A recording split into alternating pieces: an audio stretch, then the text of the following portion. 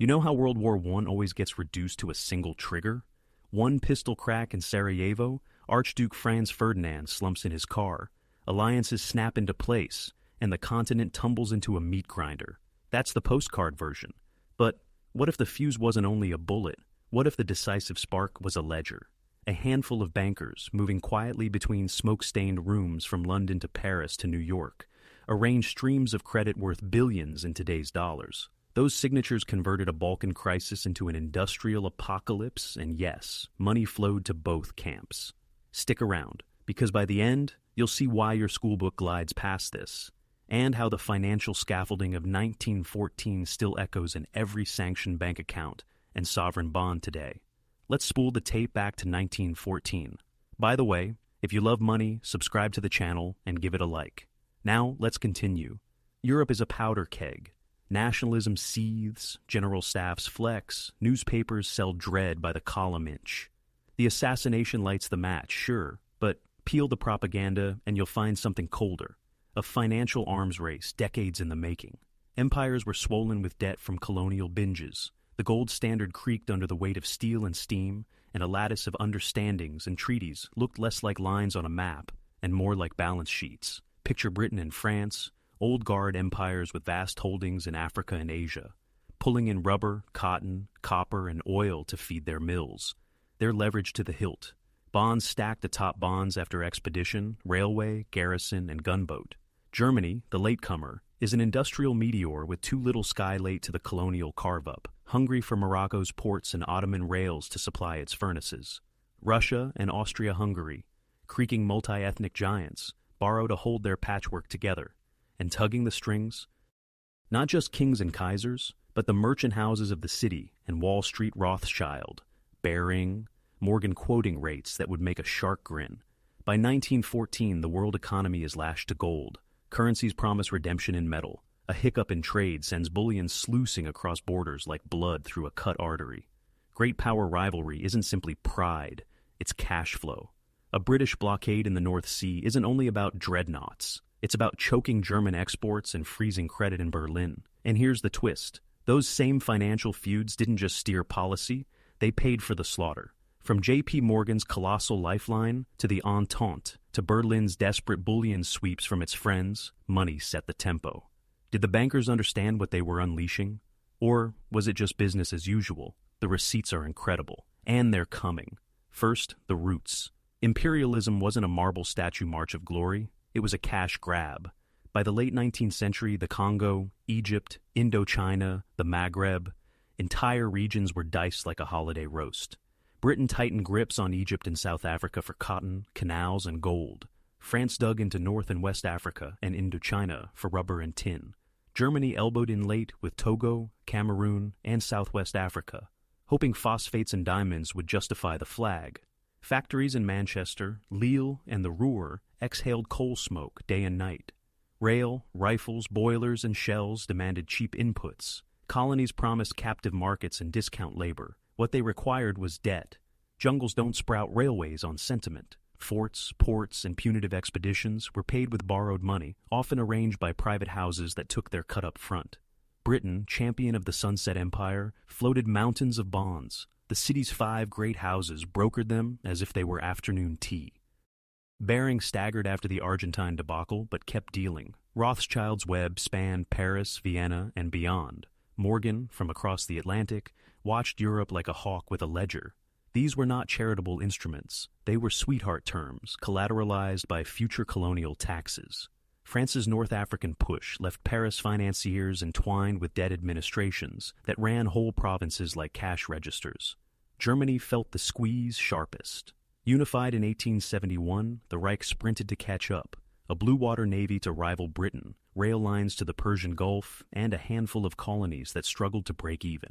By 1913, Berlin's liabilities stretched long and thin through the Reichsbank and private houses, such as Deutsche and Darmstädter. Russia leaned on French capital markets. Billions of francs poured east to finance rails and artillery, leaving Petersburg lashed to Paris by coupon and calendar. It looks like a game of Monopoly with live ammunition, and the tower wobbled. Tariffs spiked, trade wars simmered, and splendid isolation in London often meant squeezing German exports until Berlin's gold drained away.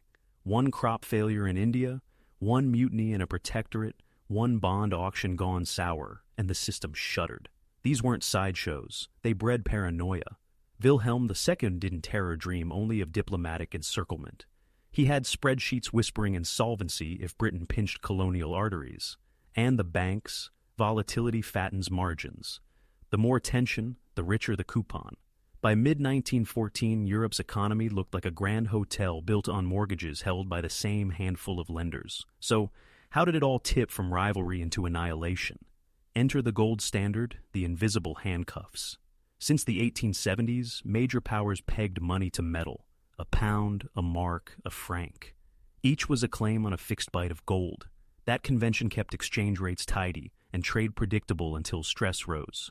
Gold is finite and finicky. Strikes, famines, scares, or saber-rattling tug it one way and then the other. Britain, lubricated by South African and Australian output and imperial surpluses, sat on the lion's share of bullion in 1914. Germany scraped by with vaults thin after naval bills and industrial expansion. When the Agadir crisis flared in 1911 over Morocco, flows shifted, rates spiked, and credit starved the shop floors. Imagine a Berlin baker denied a loan because dreadnoughts and cruisers soaked up national savings. This wasn't abstract. This was bread, wages, and winter coal. The supposed cure?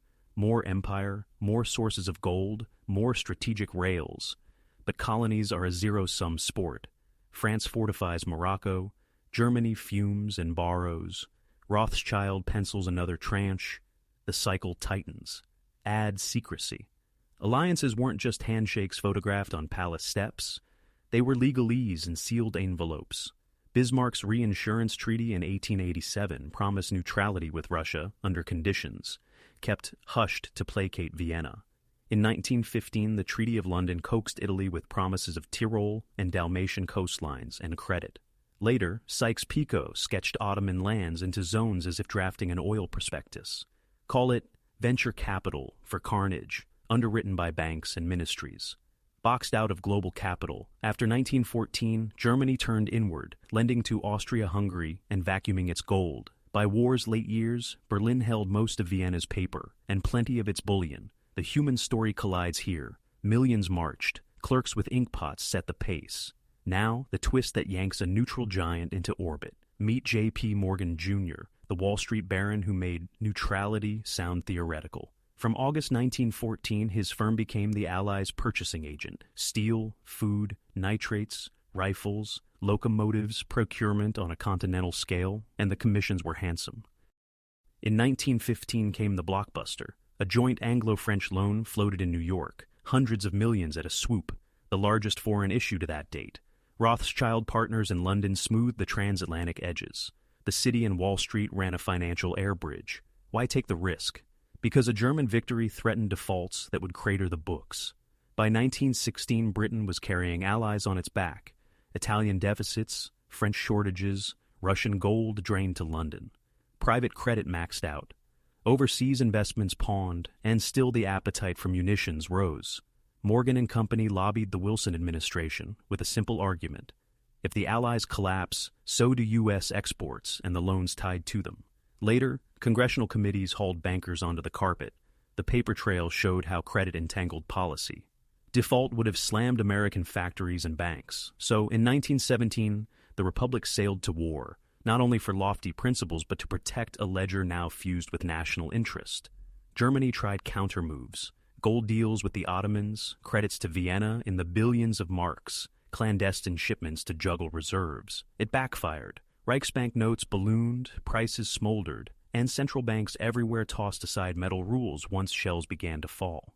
The brand new Federal Reserve joined Europe's banks in suspending gold convertibility. Fiat rode to the front lines. Taxes covered a sliver of the bill. The rest came from war bonds, patriotic posters, luring grandmothers and schoolchildren to subscribe.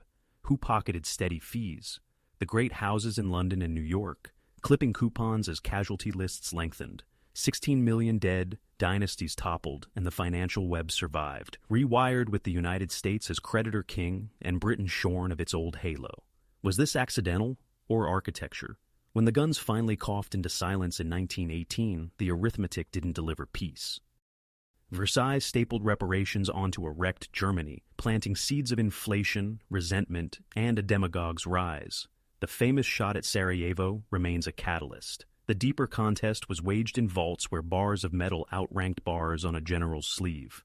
We memorialize trenches and valor and horror, but the quieter tragedy is clerks and partners balancing columns while conscripts bled. Your great-grandparent might have huddled in mud while boardrooms toasted victory loans. The so-called war-to-end-war midwifed modern finance. Rothschilds and Morgans didn't squeeze triggers, but their ink drew borders of misery and profits. Today the echoes hum in sanctions that freeze reserves, in rescue packages and conditional loans that shape whole governments. If this turns your understanding inside out, say so. Drop a comment about the shadiest financial maneuver you've noticed in recent conflicts. Subscribe if you want more history with the varnish stripped off. Stay curious, stay skeptical, because history isn't over, it's underwritten. Start with the City of London, the world's clearinghouse. When tension rose, the Bank of England hiked its discount rate to keep gold from draining to New York or Berlin. Each rate hike pinched credit on every dock and warehouse that depended on those bills. Workers in Leeds felt decisions made in Threadneedle Street.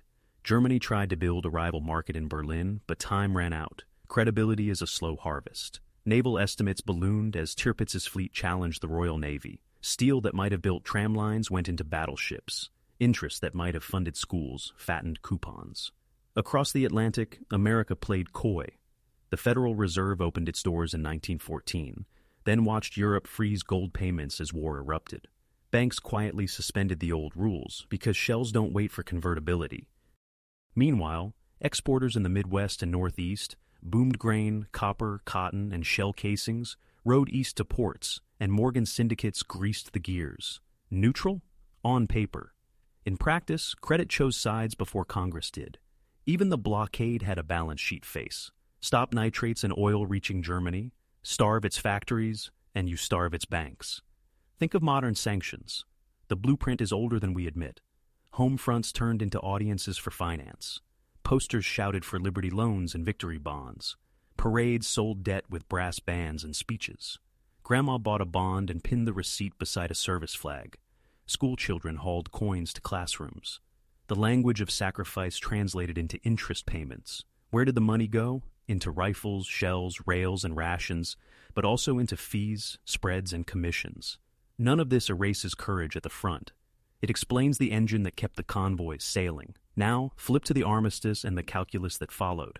Reparations were pitched as justice and deterrence, but they were also collateral and leverage. A beaten Germany owed sums it could not truly pay in gold. The result was paper marks multiplied, savings dissolved, and extremism found oxygen. It was circular finance in a new suit, proof that the war had rearranged who held the world's IOUs. And through the 1920s, the same houses, chastened in public and busy in private, underwrote the next round of promises. File that pattern under echoes. If your textbook gave you a clean tale of alliances and flags, add margins in red ink for credit lines, bond desks, and discount windows. No single banker sat in a volcano throne cackling. The truth is subtler, and, in a way, bleaker. Systems reward habits. Habits reward profits. Profits harden into policy.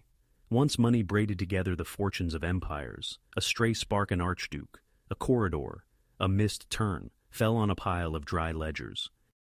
The smoke you smell in 1914 isn't only cordite, it's scorched paper. So, when we talk about inevitability, remember the arithmetic beneath the rhetoric. Balance sheets can box leaders into corners as tightly as treaties can. Raise rates or lose gold. Float bonds or ration food. Lift a blockade or bankrupt an ally. These choices wrote the timetable of mobilization as surely as any general's plan. And when you hear even now about asset freezes, swap lines, or emergency lending, recognize the melody. It's the old tune with new instruments. That's why this story still matters. Understanding the financial wiring of the Great War doesn't absolve anyone. It illuminates the circuitry of modern power. If we want fewer catastrophes, we have to read past the headline gunshot and audit the books. Because the ledger, not the bullet, keeps echoing long after the parade is over. If you made it this far, drop a plus in the comments your badge for finishing the deep dive. And if you haven't already, subscribe for more long-form stories where money, history, and power collide. Curious about earlier empires of capital? Check out our Others video.